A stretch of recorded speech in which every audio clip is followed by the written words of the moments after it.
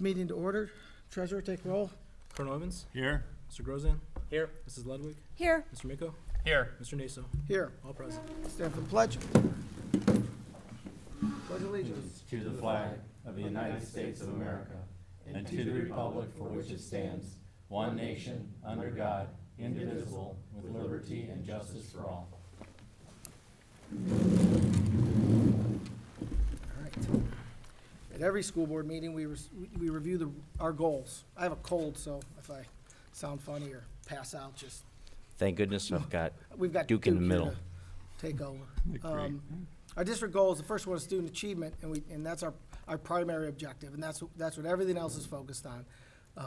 Our second goal is financial prudence, and that's our commitment to the taxpayers to make sure that we will do the very best with the funds that they provide us. We're thankful for the funds we get. We work hard to make sure we stretch every one of those dollars to maximize the student achievement side.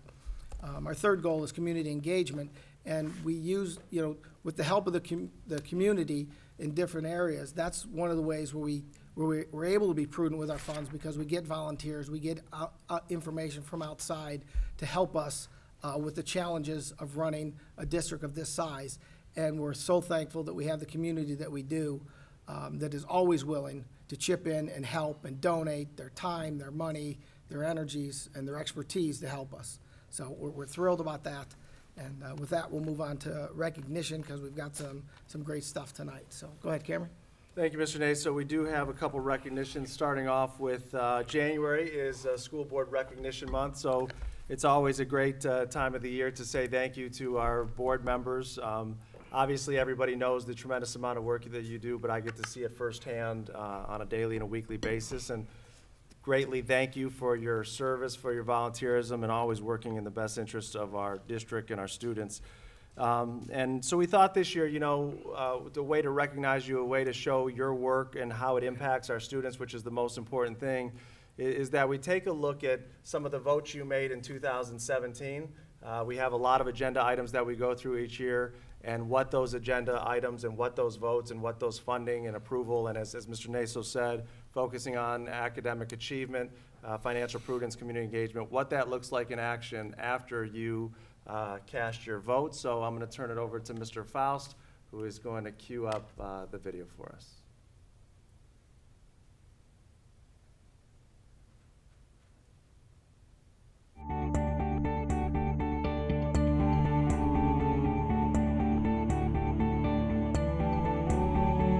On behalf of the English department, I would like to thank the board for providing our funds to allow our students to have new textbooks in our classrooms. It will help us prepare for college and career readiness, and hopefully help us in preparing for our end of course exam for the state of Ohio. So thank you again. Thanks for approving the funds for the interactive projectors. No matter how you spin it, it's a win for students. On behalf of all of the new hires here in Strongsville City Schools, thank you for all that you have done and continue to do to make Strongsville an excellent place to work.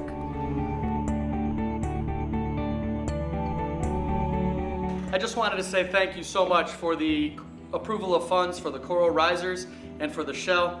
They truly allow our students to perform at their best while creating and presenting a professional environment for our audiences. Thank you.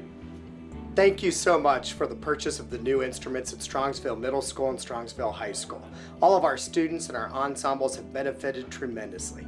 Thank you. Thank you for the new instruments here at Strongsville High School. They have benefited all of our ensembles, and they have helped with our pitch, our tone, and our sound.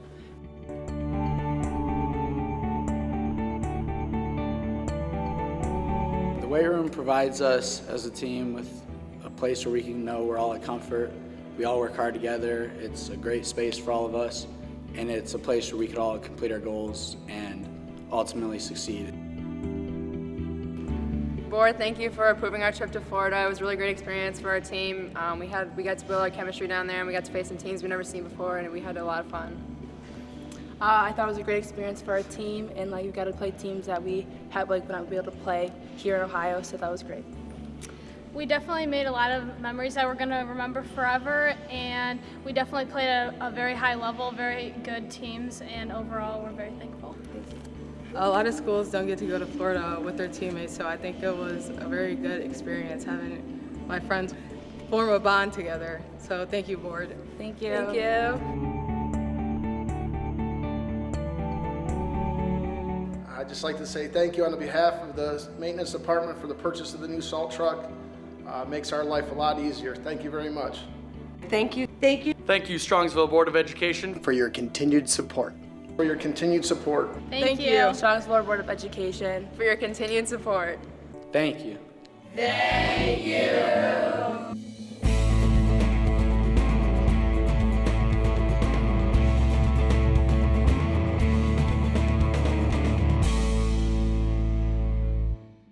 So if you could please join me in a round of applause and appreciation for our school board.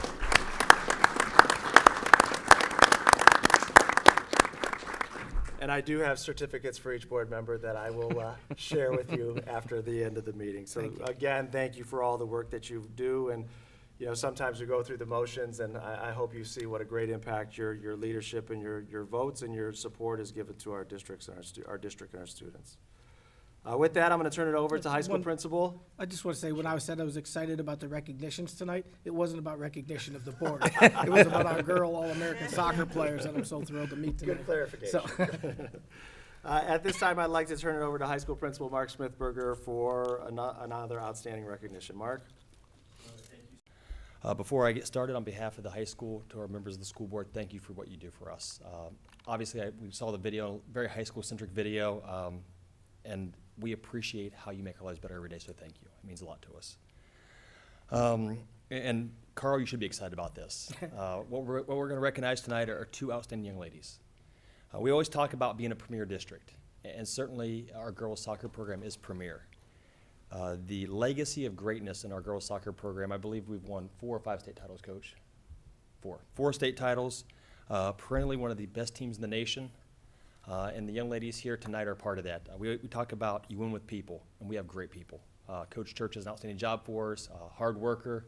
I'm always amazed when I see him in the season, the next day he's out on the soccer field coaching again. 6, 7-year-old kids. He's had a picture on Twitter the other night after he got back from the national convention. There's a picture of, he said, back to work, getting ready. So that's who he is, and there's a reason we have success every year, is with people. We have a great coaching staff, we have great young ladies in the program, and we're really proud of their accomplishments. So I want to talk a little about what they've done. Over the last 4 years, our girls soccer program has compiled a record of 60, 8, and 12. I'll read that again so we all got that. 60 wins, 8 losses, 12 ties in the last 4 years when these girls were in the program. 3 Greater Cleveland Conference Championships, 3 OHSAA district titles, and 1 Final 8 appearance. And both young ladies here had a huge impact in us doing those things. This past season, the team was 15, 2, and 4, and they played possibly the toughest schedule in the nation.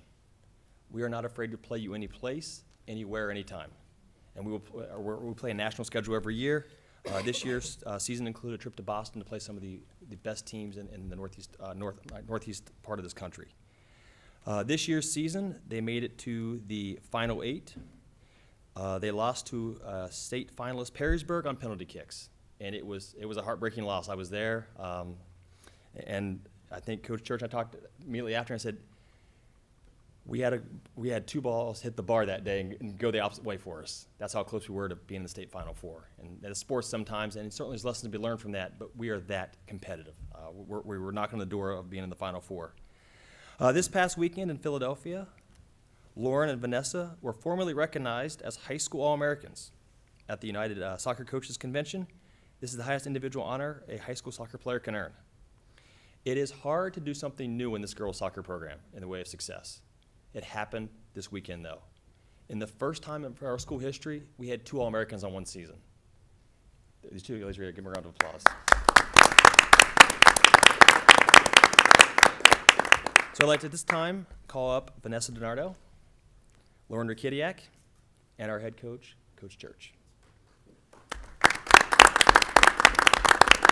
As they're coming to the podium, I want to recognize both their families are here tonight. Thank you for letting us educate your young daughters and have them be a part of our program. We love them as soccer players and as students. We are very fortunate. You should be really proud of them, so thank you so much. Give their parents a round of applause. Coach, without further ado, the floor is yours to talk about these young ladies and the amazing things they've done. And when you get done, there's 2 certificates here for you. Well, thank you very much. It's very much an honor for us to be here tonight. I'd like to start publicly thanking first Mr. Smithberger. He does a tremendous job running an elite high school. And I can say that because I've had 2 daughters that have graduated from Strongsville High School, and they've gone on to do very good things. So great job to Mr. Smithberger. I'd like to thank Mr. Jalwan. I really believe that he has our athletic department on a very good trajectory right now, and I feel great about that. I'm thankful to him. Certainly would like to thank Mr. Ryba, Mrs. Pelko, Mr. Naso, and the rest of the board and administration. You guys have supported us over the years. You've allowed us to travel for 13 years and perform on a national stage, which helps allow some of this stuff to happen. So we're very thankful, and we recognize that. I, too, would like to thank, you hear a lot about parents. These parents, Tony and Antoinette Donardo, Ivan and Tammy Rakidiak, are the most supportive, wonderful parents you're ever going to find. We will miss them very much, although we know they're not gone, but they are graduating from the program. So thanks to all those people. Just to add a little bit to what Mr. Smithberger said, fantastic careers for both of these girls. Over the course of 4 years, they scored 102 goals between them, many of them very, very big goals in very, very big games. Another thing to add, Mr. Smithberger got me excited. I'm fired up. I'm ready to go next year already. But they didn't lose to Medina in 4 years. That's our chief rival in 5 meetings. I think that's just another fantastic thing. But you know what? We don't talk a whole lot about winning. Rather, we talk about a process, and we talk about a culture that drives that process. And these 2 are a big part of the culture. And for us, culture is pretty simple. It's leadership that occurs when no one's watching. 2 perfect examples. Lauren Rakidiak, here on my right, she is always willing to train the younger kids within our program. And it's not always from our direction. She does it on her own. And if there's a choice between training with Old Man Church or All-American Lolo, I mean, there's no choice. That's fantastic. So investing in the future. And then Vanessa, find out after the season. We had some dynamic freshmen that did some really, really good things for us this year. And I find out after the season that it was Vanessa who, on her own, went to them very early in the season, text them or Insta, whatever you do now, I'm not sure what it is, but reached out to those young kids, said, let's go. I'm on board with you. You're on my team. I'm so excited to play with you. And when a senior with her status reaches out to young kids like that, that trust is built, and that allows those kids to perform on a high level. Those things, win or lose that last game, those types of leadership, for me, I know I can walk away from that last game and know that these kids are going to be really, really successful in whatever they do because they have those leadership qualities. So with that being said, I'd like you to meet first Lauren Rakidiak and then Vanessa Donardo. So thank you guys.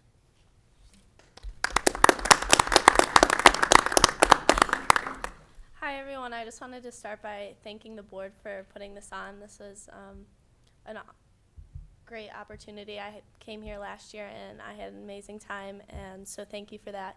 I want to thank Mr. Smithberger and all of our assistant principals and faculty. They've been nothing but very supportive for all of my 4 years there.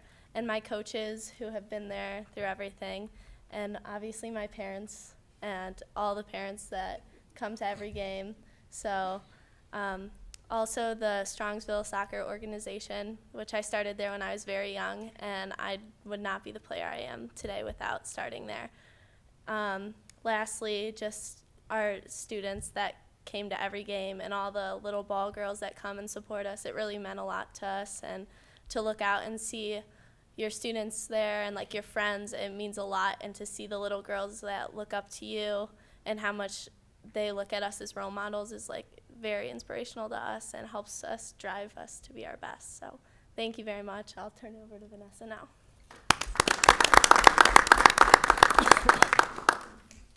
Just like Lauren said, I want to say thank you to the board for me being here, and thank you to Smithberger and all the staff, and especially Coach Church for an amazing 4 years, and my parents for always helping me, driving me to practices, and just always being there and supporting me. And I also want to thank the board because you make us go on these trips that we go on every year, and those are probably the best memories I'll have for the rest of my life. Also, I would like to thank, like she said, the youth, the ball girls. I remember being there. I'd be so excited to go to those games, and just for them coming there and like showing how excited they were just to hand me a ball is just awesome. And I'm going to continue my soccer career at Cincinnati, and I'm probably going to study architecture and design because I just love design. And I just want to say thank you again for having us here. It was an honor. Thank you.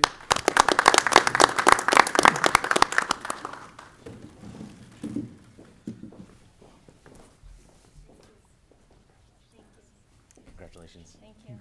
Congratulations. I'm gonna do this because I got a terrible cold, so I don't want to get anybody sick. I'm really sick, so thank you. Congratulations. I'm so proud. I got a cold, so let's do that, okay? But your program is so exceptional in the things you do, and it's the model for what all the other programs should look like. And they don't all look like that, and we're gonna get them to look like that, but we need guys like you who do it, and we're so thrilled that you're on our team.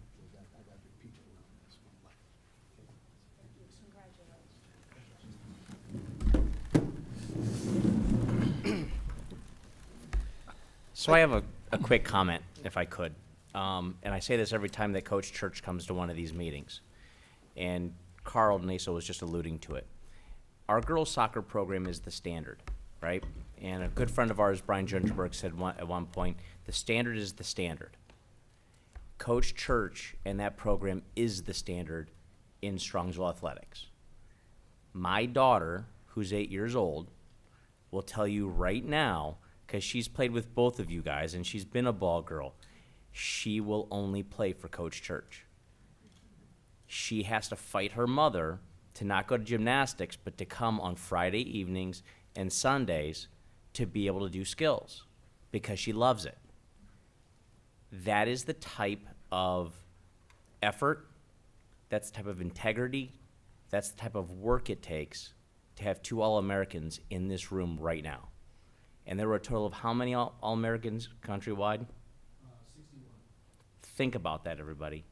61 All-Americans, and we have 2 of them in our program, in our building, graduating as seniors right now. That's a massive honor. That's because our girls' program is the standard. You take these girls and you build leadership, you teach them work ethic, but you give them an opportunity and proper skills, and you bring girls, even these girls, to help them with the skills. So thank you very much, Coach Church, for everything that you do for our kids.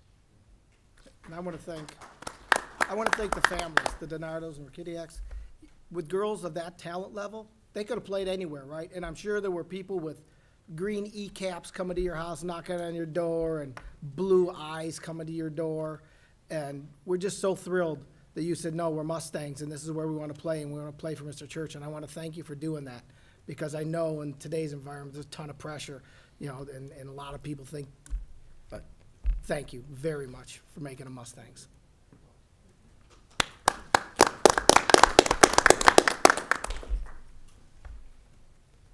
Well, I appreciate, I got to speak to you earlier and share my congratulations to both of you personally and to your families. And I know you said it's an honor to be here tonight, but the best part of the honor is you can now leave. Go home and have a good rest of your evening, everybody. You're more than welcome to stay, but we appreciate you being here and understand that now's a good time to leave if you would like. The rest of it's boring, so go.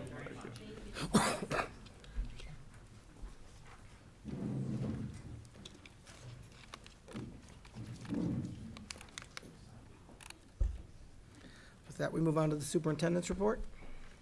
Thank you, Mr. Naso. I do just have one item for the report to the community. Just as a reminder, we had our State of the Schools last Thursday. The State of the Schools, we had a good group here at the board office. We also streamed it live on YouTube, which was exciting to hear people the next day talk about watching it.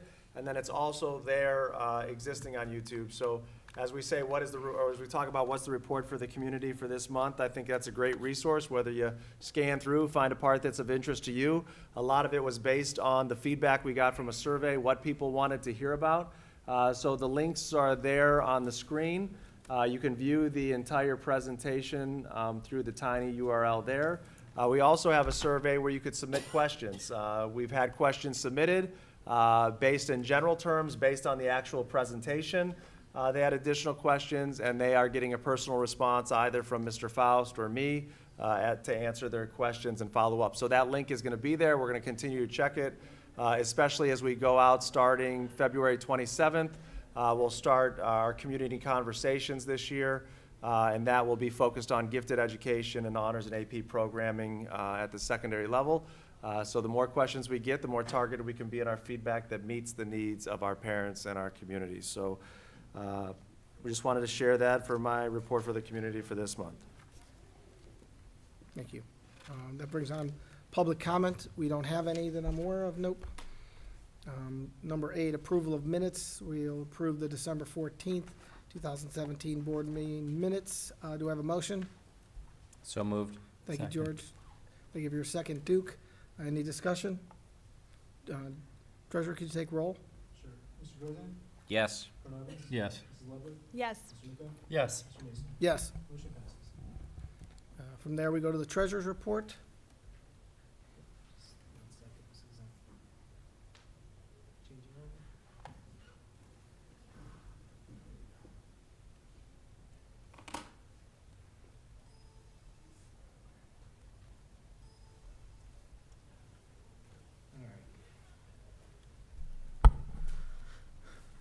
Good evening.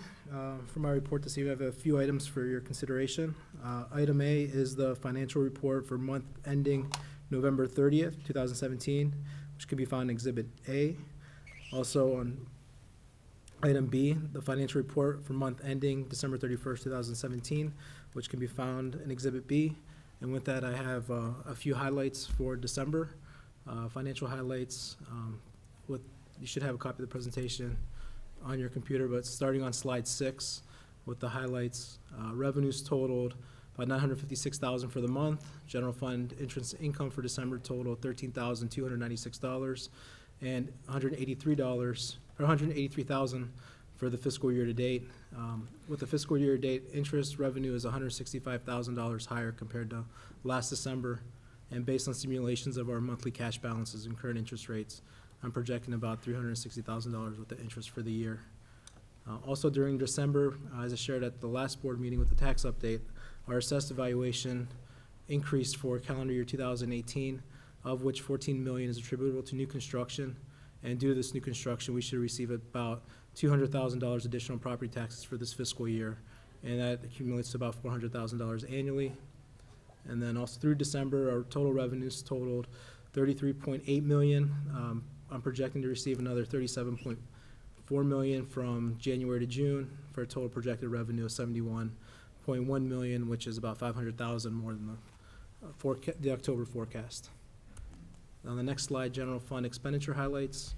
Our general fund expenditures totaled $5.8 for the month, $33.8 fiscal year to date, and we have current outstanding encumbrances of $31.1 of the total spend, and the outstanding encumbrance totals 36.9% million, or 50% of our total appropriation of $73.6 million. And if you compare that to a spending benchmark of 6 out of 12 months and 12 out of 24 payrolls, 50% of the year has passed. So we're right on target with our spending compared to the budget. And then salaries averaged 1.7 for December, which is about $100,000 less than November, which is attributed to fall supplementals that were paid in November. And also our monthly benefit expenditures were 1.6 for December, which is higher compared to the 1.3 in November, and that was due to the annual workers' comp premium that was paid in December, which is due January 1st in the amount of $315,000. And then our ending cash balance for the month was $24.2 million, unencumbered cash $21.1. And within the district's 2020 plan, we have a cash reserve benchmark of 60 days, and that would represent about $11 million, so we're currently above that. So that concludes my highlights. If anyone has any additional questions, I can go over the other slides. Yep. Nice job. Thanks. So moving on with the agenda, item C, Ohio School Boards Association dues. Item D, OSBA Legal Assistance Fund. Item E, student activity program purpose, goals, purpose, and budget revisions. So 2 budget revisions, one for the ASAP Club, another for the Stampede, increasing their budgets due to additional anticipated revenues and fundraising. And then also item F is the amended appropriation for the month, which can be found in Exhibit F, and the changes are listed on the exhibit. So if there's no questions, that concludes my report. Thank you. Yep, thanks. That brings us to the superintendent's report. We do have one item under timely information that is going to require a board vote. And before I read the resolution, I just wanted to give an update on the 18, 19, 19, 20 calendars. We talked about them in December at our December 14th meeting. They're in the exhibits. Exhibit G is unchanged. Based on the discussion, we left them exactly the same. There were a couple things that I mentioned that had to be done.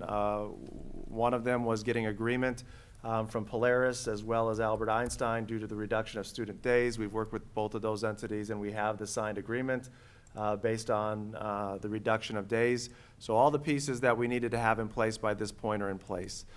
As the calendar was shared out, though, we have received some feedback from Polaris in terms of when our spring break is. It appears that there was a document that was agreed to by superintendents in 2005 that stated that spring break would be the 4th week of March. Our spring break the last 2 years was the 4th week of March. It just happened to fall there. So in conversations with the superintendent of Polaris, he requested us to consider that. It is something we do want to consider because if we would leave our spring break where it is currently, our students that attend Polaris campus would not have a spring break. Our spring break, they would have to go to Polaris half a day. Their spring break, they'd have to go to Strongsville half a day. So they would have, there was no way they could have a spring break. So really, it's just an internal rule for us. We made a rule a few years ago to say we wanted to have a spring break at the end of the 3rd quarter. Because we moved exams before winter break, it bumped everything up, and that's why spring break moved. So it would not be an insurmountable task for us to just say, let's put it the 4th week of March. It just means we start 4th quarter, have a week, we go on spring break, we come back. It truly is not a large challenge for us. However, in speaking with Mr. Timmons, the superintendent, he asked that we hold on making any changes because he has found in the interim that a lot of the other Polaris districts have moved off of the spring break as well. So there's some that have it the 4th week, we have it the 3rd week, there's some that follow the traditional Easter schedule. So he has scheduled a meeting for February 20th with the district superintendents to try and figure out what we want to do with spring break. What date, February 20th? February 20th. So that would be past all of our February meetings. Part of the issue that we will have, and Mr. Micko can talk about this as well, is that most of our Polaris districts are doing some sort of construction project. So a lot of the calendars in upcoming years are going to be starting at weird times, ending at weird times because of construction projects. But as I read the resolution, you take your motions and then discuss the part that we would need to discuss. You really have 2 options. Option A is to approve the calendars as presented with the possibility that we would have to go back and amend them at a later time in March. The concern with that piece of it is that you put a calendar out there, you publicize it, it gets out there, people book their vacations, it's out there in cyberland, people download it, it's there. Let's just move it. So I'm not recommending that part. I'm recommending that people really want to know when's the first day of school because they're booking vacations. Shelley has done a great job, and we've told parents it's not approved yet, but right now it looks like the first day is August 20th. So my recommendation to you is that we table this until we're able to meet with Polaris on February 20th, and then we can make a final decision whenever all of that gets in place. What if we just decided to move it in sync with Polaris right now? Why do we care what other schools do? If our vacation is in sync with their vacation, isn't that all we need? Well, we're not sure because there's at least 2 other districts that are not in sync. Correct, Mr. Micko?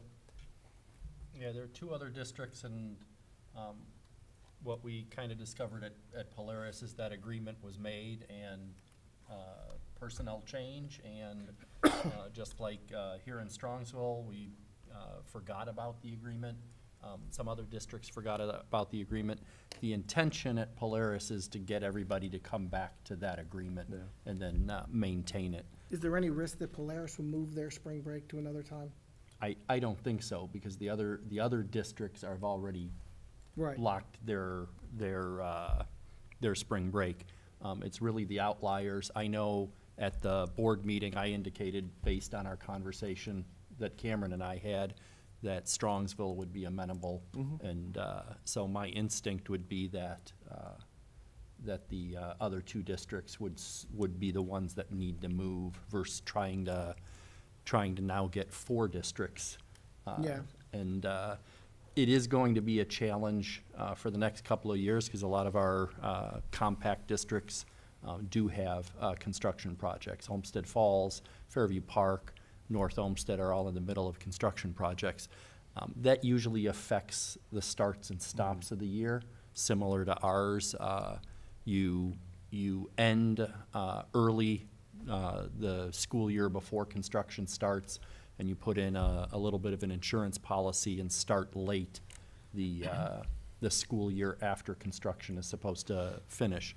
But I would recommend if we table it, that's fine. If we want to approve it, I don't know if there's any great harm that way either. Yeah. No, I think tabling seems to be the right choice. I just think we just move in sync with Polaris and be done with it. We're fine with that. I've informed the calendar committee. They're up to date with what's going on.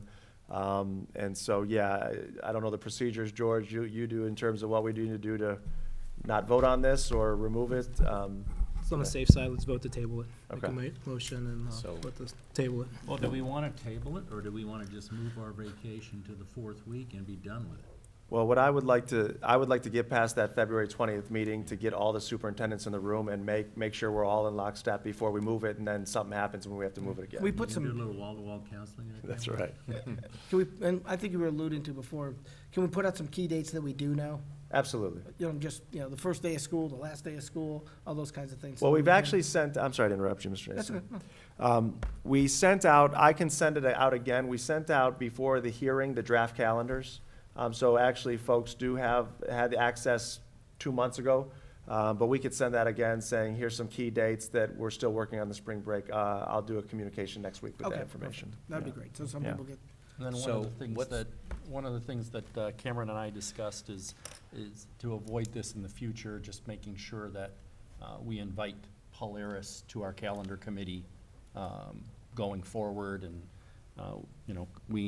they don't necessarily have to be official members of the calendar committee, but I think we should commit to inviting them, because it's certainly easier to get their feedback before than it is afterwards. And we discussed this quite a bit at the Polaris meeting, and from the Career Center's perspective, they've dealt with this before. And when you have summer breaks that aren't, or spring breaks that aren't aligned, it becomes a poison to the program, because it's another hurdle, it's another challenge to making that decision to go to Polaris. And since we choose it, let's choose not to. Is your construction project going to impact this at all? No, we have our spring break part of that calendar. so let's make a motion. Can I have a motion to table this agenda So item? moved. First motion by George, second by Duke. Second. Any further discussion? George, can you take roll to table this motion? Sure. Mr. Grozan? Yes. Colonel Evans? Yes. Mrs. Ludwig? Yes. Mr. Miko? Yes. Mr. Naso? Yes. Motion is tabled. Also, in terms of, it's a little small over there, but just some timely information. We do have a cool opportunity for our wind ensemble. They're performing at Severance Hall this Sunday at 6 p.m. There's tickets available, $10, and you can email Mr. King, our band director, for more information. So that's a great opportunity and a wonderful venue for our students to perform in this weekend.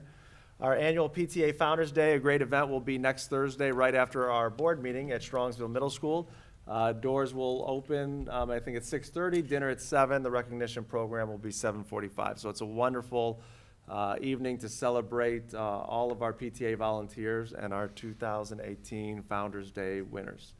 And finally, our Strongsville City Schools Counseling Department is putting on a digital danger presentation, which is going to be focused on social media. So that will be the following Monday, February 5th, 6:30 p.m. at Strongsville Middle School. So we've been heavily promoting that in the district with our parents and throughout the community, and think that it's a timely and important topic for all of us to learn from. And then just some upcoming middle school and high school athletic events in the next week, because next Thursday we'll be back at it with another board meeting. And with that, I'm going to turn it over to Operations Manager Steve Breckner with the business service update for the month. Steve? Good evening, everyone. I have one item for your consideration and then some gifts that have been donated to the district to read to you. The first one is transportation for non-public students. Be resolved upon the recommendation of the superintendent that school bus transportation for the listed students declared impractical. So we will be giving those families the payment in lieu of, instead of busing the students to St. Charles Elementary and those two students there. The following gifts have been donated to the school district. Mr. James Carbone donated several bags of gloves, hats, mittens, and earmuffs to Sarar Elementary School. The Strongsville Kiwanis Club donated one 3x5 nylon American flag to Sarar Elementary School. The Strongsville Education Foundation donated $1,725 in the form of a grant to purchase Zoom tools for the 7th grade math department. And the Strongsville Education Foundation donated 4 stand-up desks and stools for the classrooms of Charles Whitecar at Sarar Elementary School. This donation was awarded through a grant with a value of $1,150. Thank you. Thank you. We do not have any curriculum reports this month. We do have one under student services, as found in Exhibit H. We have a revision to the contract with Solutions Behavioral Consulting to provide consultation to staff and students in the area of behavioral intervention services for the 17-18 school year. Are there any questions on student services? With that, I'll turn it over to our Assistant Superintendent, Jenny Poco, with the Human Resource Report. Thank you, Mr. Ryba. Good evening. I have the following items for your approval under Human Resources. Under E1, we have several resignations. The resignation of one leadership, resignation of one certificated staff member, and resignations of non-certificated staff members. Under E2, the appointment of a non-certificated staff member, appointments for non-certificated substitutes, and appointments for certificated substitutes. One appointment for a certificated supplemental contract, and appointments for non-certificated supplemental contracts. Under E3, I have the changes in hours for a non-certificated staff member. Under E4, a change in status for a non-certificated staff. Under E5, a leadership stipend for Rob Showalter to come and assist as assistant treasurer trainer. We also have a stipend of our non-certificated staff member for our auditorium, stage, and lighting crew, and stipends for our professional development presenters on January 16th. Under E6, certificated medical leaves and non-certificated medical leaves. Under E7, unpaid medical leaves for our certificated staff and unpaid medical leaves for non-certificated staff. Under E8, volunteer coaches, and under E9, we have the memorandum of understanding between the Board of Education and the Ohio Association of Public School Employees for Locals 290 and 028, as stated in the Exhibit I. And that concludes my report, unless there are any questions. Nope. I don't see any. Thank you very much. There are no technology items this month, so with that, that ends the superintendent's report. Richard, do you want to give a Polaris report? Sure. A couple of just announcements and heads up. We have a program called Get Educationally Fit in 2018. Make a resolution you can keep. Enroll now for job and career training programs starting this spring. So a lot of the adult education programs at Polaris will begin in February. They go anywhere from automotive service technician, cardiographic technician, cosmetology, dental assisting, early childhood, medical assisting, medical billing, pharmacy technician, welding, precision CNC machining technology. So these are all certificated type programs They're short periods of time. It's not a 4-year or 2-year program, but they are in industries that have job potential that employers are looking for. So if you are interested, now is the time to jump on it because the classes will start in February. In addition, I wanted to compliment and recognize Chef Olszewski, and his chef training program was named to the Elite 50 list once again this year. It's through Sullivan University, and it's a list of the 50 top programs for culinary training in the nation. To be considered, you have to the school has to send in a recipe with photos that the students have done, 2 student essays and informational materials and videos, etc. And we're very proud of that program and that designation. This is the 4th straight year that the Polaris Chef Training Program has been recognized in the top 50 in the country. I also wanted to do a couple of congratulations, a couple shout-outs. We had Shane Healy, who is at our high school in Strongsville, and he is part of the Electronics and Alternative Energy Program, and he is one of our Polaris ambassadors. Polaris has a program where the students, the best advertising, the best information you can get on any of the Polaris programs are through the students. So he is one of our Polaris ambassadors for that Electronics and Alternative Energy Program, and they had a little video of him on our Twitter site. So we wanted to congratulate him. And I also wanted to congratulate Sebastian Heffer, who's also from our Strongsville High School, and he's in our aeronautics program. And he's also one of our Polaris ambassadors from our high school. And then bringing it back to the adult education and talking about those programs, I was just going to congratulate Officer Joel Meister. He was just recently hired by the Richfield Police Department, and he is a 2017 graduate of the Adult Police Academy at Polaris. So congratulations to Officer Joel. And that concludes my Polaris report. Legislation? Thank you, Mr. Naso. I just wanted to comment, not so much on the legislation, but just comment, and Duke Evans, Colonel Evans could probably give the report for me. But there were two House bills, House Bill 343 and House Bill 371, that came on our radar. They were just introduced recently, and thanks to the fact that we are members of the Ohio School Boards Association, they sent out an alert, and Colonel Evans saw that alert and followed that alert and sent an email on behalf of the board and on behalf of the administration to our elected representatives, and it does work. We got a response from one of our elected representatives thanking us for that information, because he wasn't aware of it. And so I just want to highlight that this is how these things work. We have a trade association that pays attention to Columbus, informs the school boards that are members of the Ohio School Boards Association, so that we can bring that message to our elected officials and make sure they're aware of the things going on that they're going to have to vote on that, in this case, would be detrimental to us. So I wanted to thank Colonel Evans for sending that email, and like I said, I thought it was interesting that the response was he wasn't even aware of it. And then, again, that was House Bill 343 and House Bill 371, which, if you just read all of the legalese, you'll probably fall asleep, but the money would come away, once again, would be taken away from Strongsville and make it that much harder for us to educate our children. And that concludes my report. Thank you. Now that brings us to board liaison reports. Jane, City Council? Oh, thank you, Mr. Naso. City Council had an interesting month. They started the new year off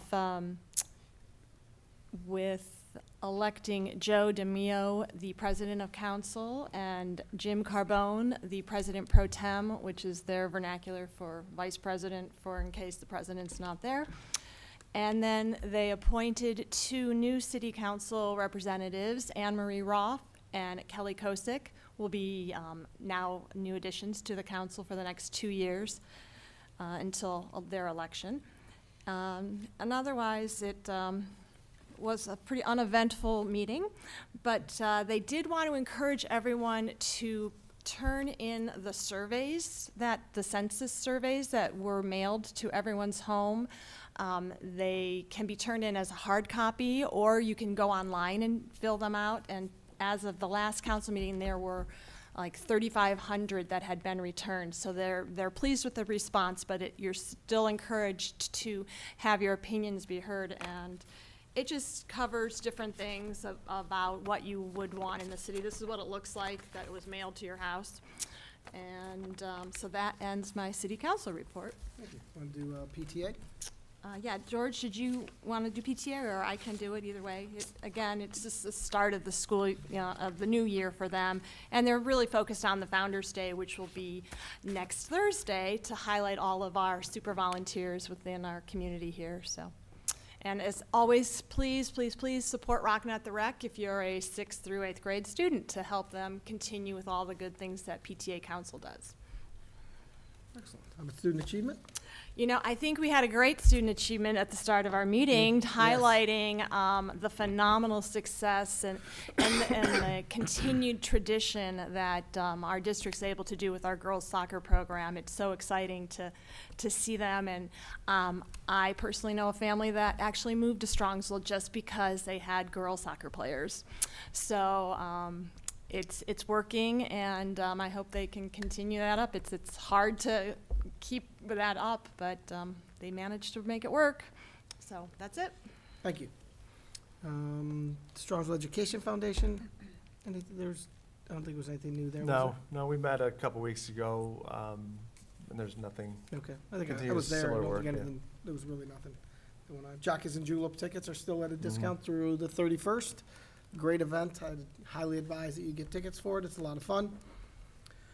With that, we move on to board committees. Finance Committee, our first committee meeting will be February 22nd, right? February 22nd. 6:30. So we're working to restructure the committee, so Yep. excited to get it I'm up and excited to going. launch it. It's going to be fun.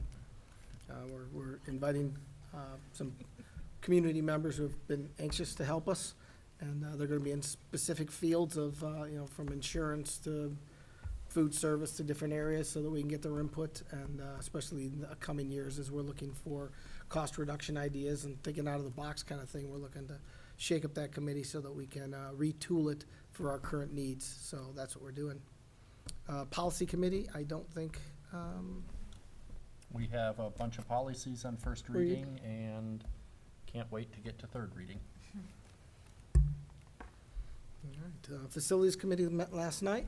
We had a great meeting last night.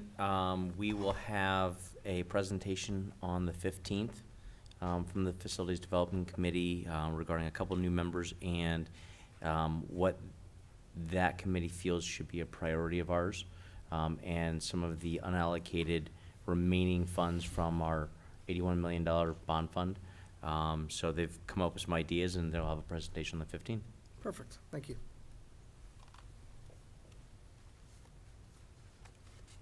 The consent calendar, at this point, all items marked with an asterisk are approved in a single vote. Do I have a motion? So moved. Thank you, Duke, for the first. Do I have a second? Second. Thank you, Jane. Any discussion? I don't believe there were any modifications, any consent items. We're good to go. George, could you take roll? Mr. Groza? Yes. Mrs. Ludwig? Yes. Mr. Miko? Yes. Mr. Nasa? Yes. Colonel Evans? Yes. Motion passes. All right. That brings us to board policies. We have a number of them on first reading. I'm looking through them. I've looked through them before, but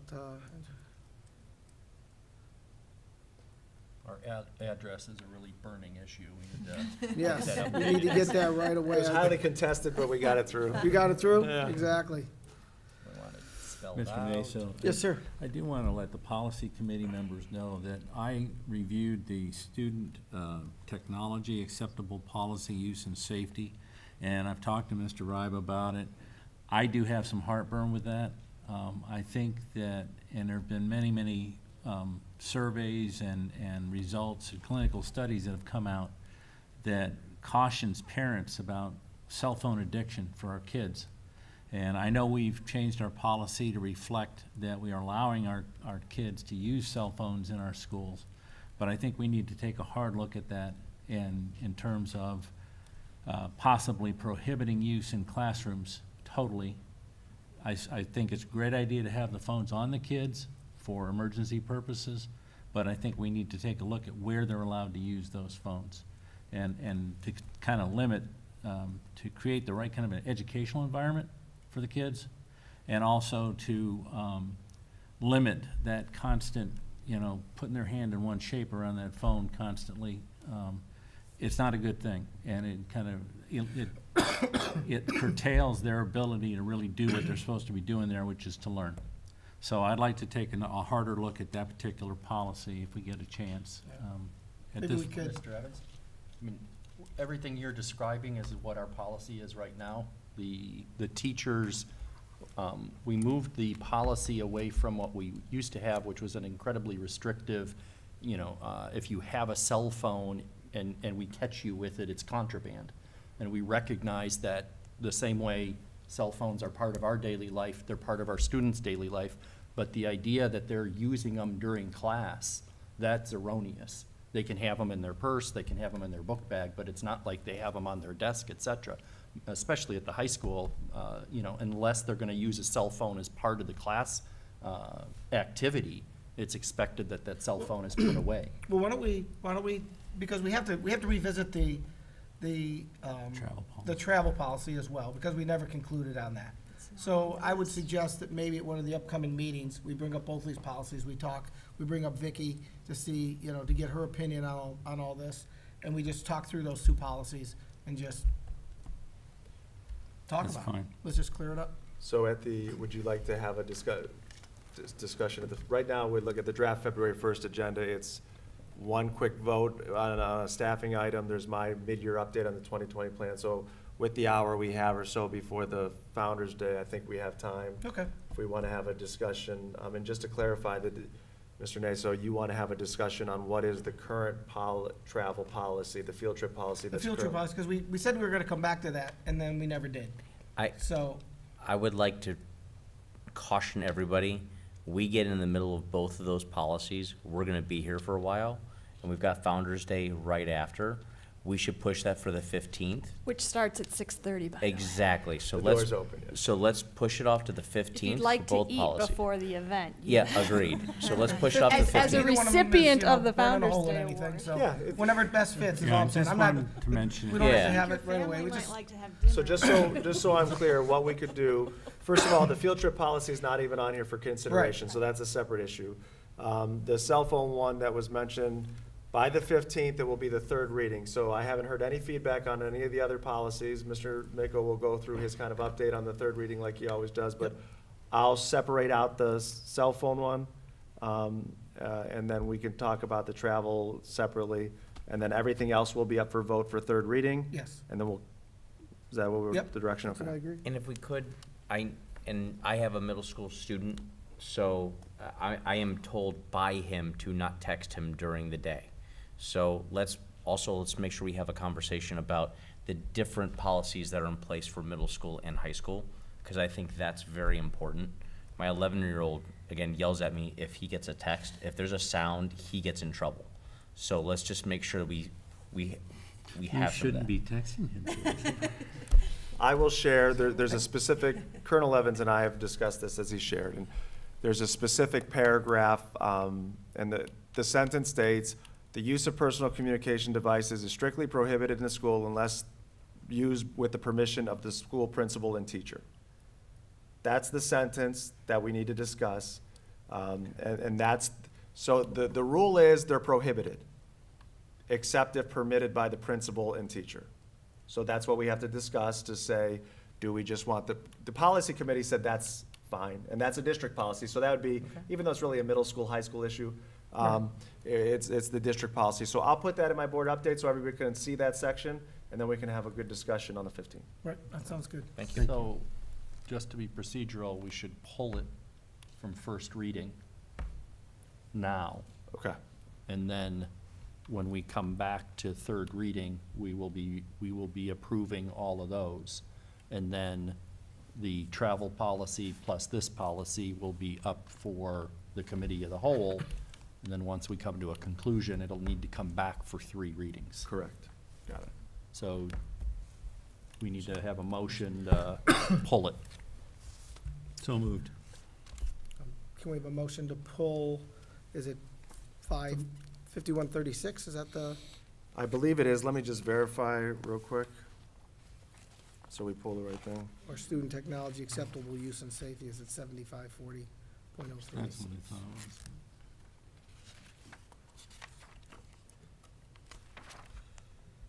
Yes, it's policy 5136 that would need to be pulled. Okay.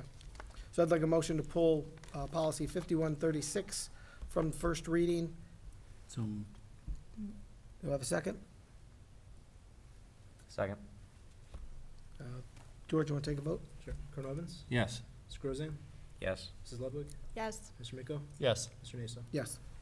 Motion is approved to table policy 5136, personal communication devices. Okay. That brings us to item 17, Board of Education other. Anybody have any other? I do, just because I'm a Rotarian. If you guys are free on a Saturday, February 24th, it is our chili open. Please keep in mind that every dollar of profit that we make from that event goes to local charities. So if you have items that you can donate, I am donating a Jamal Peppers signed jersey for the auction items. But if you have an auction item, you have something that we can use as for auction items, or you can volunteer, or just come in and have a great time on Saturday 24th. Everything starts at 9 a.m. and it ends at 4. So it's a big, huge event for us as Strongsville Rotarians. But again, all those dollars go right to your local charity. So please come and help us. Thank you. Excellent. Any others? Nope. The only thing I'd like to say is it was such a thrill to see Mr. Church here today with those 2 All-Americans. Just incredible. So that brings us to item 18. Our next board meeting will be February 1st at 6 o'clock in the auditorium of the Strongsville Middle School. We're doing that so that we can attend the founders meeting immediately after. So we're excited about that. With that, we do have executive session this evening. Under the reasons to consider the employment, dismissal, and discipline of a public employee or official.